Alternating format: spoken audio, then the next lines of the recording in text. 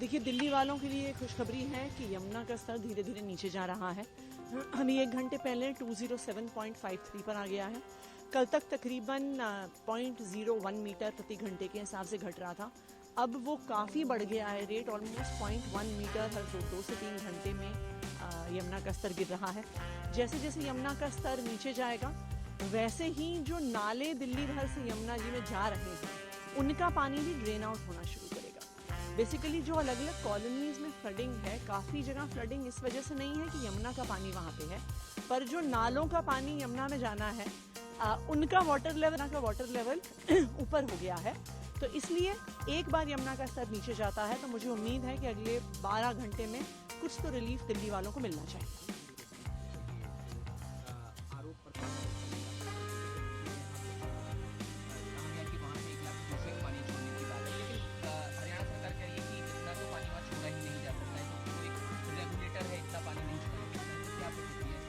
देखिए, ये बहुत बड़ा सवाल है। ये बहुत बड़ा सवाल है कि दिल्ली में जब बाढ़ आ रही थी, जब इतनी विकट परिस्थिति थी, तो सारा पानी से दिल्ली के लिए क्यों छोड़ा जा रहा था? आप हथनी कुंड बराज के 3 दिन के सारे वाटर लॉग निकाल के देखिए तो ये नजर आता है कि जो पानी यूपी जाता है, जो पानी हरियाणा जाता है, जिन कनाल्स में जाता है, उनमें एक बूंद पानी भी नहीं छोड़ा गया। सारा पानी दिल्ली की तरफ छोड़ा गया। तो ये तो सवाल बनता ही है कि दिल्ली वालों से ऐसी क्या दुश्मनी? क्यों कुछ पानी हरियाणा में और यूपी में नहीं छोड़ा जा सकता था? हम मानते हैं वो कनाल्स हैं, हम मानते हैं उनकी कैपेसिटी कम है, लेकिन अगर वहां पे पानी छोड़ा जाता तो खेतों में पानी जाता, ज्यादा से ज्यादा खेतों में फ्लडिंग होती। लेकिन दिल्ली में पानी छोड़ने से, जहाँ पे इतनी घनी आबादी है, तो यहाँ पे एक बहुत बड़ी मात्रा में लोगों को जान माल का खतरा हो गया। 20-25 हजार लोग इवैक्यूएट हुए, 20-21 हजार लोग आज रिलीफ कैंप्स में रह रहे हैं। तो ये तो एक बहुत बड़ा सवाल है जिसका जवाब देना पड़ेगा हरियाणा को कि क्यों सारा पानी दिल्ली छोड़ा जा रहा था, क्यों यूपी और हरियाणा में नहीं छोड़ा जा रहा था, और क्या अगर वहां पे पानी छोड़ा जाता तो क्या दिल्ली में जो बाढ़ आई है क्या उसको अवॉइड किया जा सकता था? इस पे तो जरूर जांच होनी चाहिए कि ऐसा क्यों हुआ।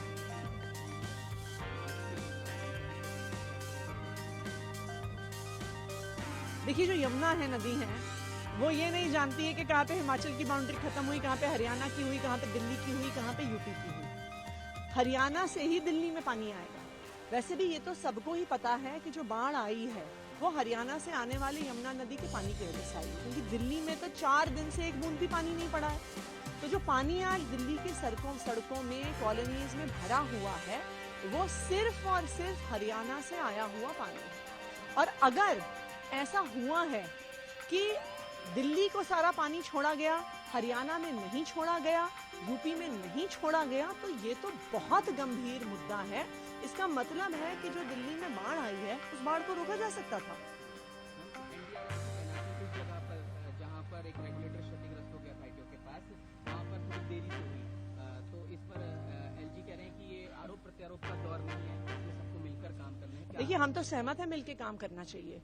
हम तो बिल्कुल भी चाहे एनडीआरएफ हो, चाहे आर्मी हो, सबके साथ हम लोग काम करने को तैयार भी नहीं है। सीएम साहब ने खुद कल शाम को जब आईटीओ के गेट्स खुले, आर्मी के इंजीनियर्स की वजह से खुले, उनका धन्यवाद किया। लेकिन आज ये बहुत बड़ा सवाल है कि परसों रात को सौरभ भारद्वाज जी ने, मैंने अफसरों को बोला कि एनडीआरएफ को रात को ही आईटीओ के रेगुलेटर पे बुलाया जाए। हमें ये जवाब मिला कि एनडीआरएफ की जरूरत नहीं है। उसके बाद हमने बोला कि आर्मी को कांटेक्ट किया जाए, आर्मी में एक इंजीनियरिंग विंग होगा, लेकिन फिर भी कुछ नहीं हुआ। रात भर निकल गई, फिर कल सुबह एलजी साहब के कहने पे एनडीआरएफ और आर्मी बुलाई गई। अगर 12 घंटे पहले एनडीआरएफ बुला ली होती, 12 घंटे पहले आर्मी के इंजीनियर्स को बुला लिया होता, तो आईटीओ में पानी नहीं भरता, तो सुप्रीम कोर्ट तक पानी नहीं पहुंचता। सुप्रीम कोर्ट क्या आम आदमी पार्टी का है? सुप्रीम कोर्ट क्या अरविंद केजरीवाल का है? सुप्रीम कोर्ट तो एक इंस्टीट्यूशन ऑफ नेशनल इंपॉर्टेंस है। तो ऐसा भेदभाव क्यों? जब आपको मंत्रियों ने आदेश दिया कि आप एनडीआरएफ बुलाइए, जब आपको मंत्रियों ने आदेश दिया कि आप आर्मी को संपर्क करिए, तो क्यों नहीं किया गया? मैम, आखिर तक कि दिल्ली में आईटीओ बैराज पर डब्ल्यूएचओ भवन के सामने यमुना पर टूटे बांध को सील करने और गेट खोलने में उनके अथक प्रयासों के लिए हमारे जो ऑफिसर्स हैं, जवानों और भारतीय सेना के अधिकारियों को आभार उन्होंने दिया है। नहीं, बिल्कुल हम भी देते हैं आभार। परसों रात को रात भर irrigation flood department, MCD, PWD के अफसर, वहां का लोकल लेबर रात भर काम करते रहे। मतलब कमर तक पानी, उनकी कंधों तक पानी था, लेकिन वो वहां पे एक बंड बनाते रहे कि दिल्ली में और पानी ना घुसे। तो बिल्कुल हम धन्यवाद करेंगे। कल सुबह से इंडियन आर्मी के भी इंजीनियर्स आए, हम उनका भी धन्यवाद करेंगे। हम तो बस ये सवाल उठा रहे हैं कि अगर 12 घंटे पहले एनडीआरएफ और इंडियन आर्मी आ जाती तो आईटीओ में पानी नहीं भरता, सुप्रीम कोर्ट तक पानी नहीं पहुंचता। और अगर अफसर मंत्रियों की बात इस आपातकाल में भी नहीं सुनेंगे तो दिल्ली कैसे चलेगी?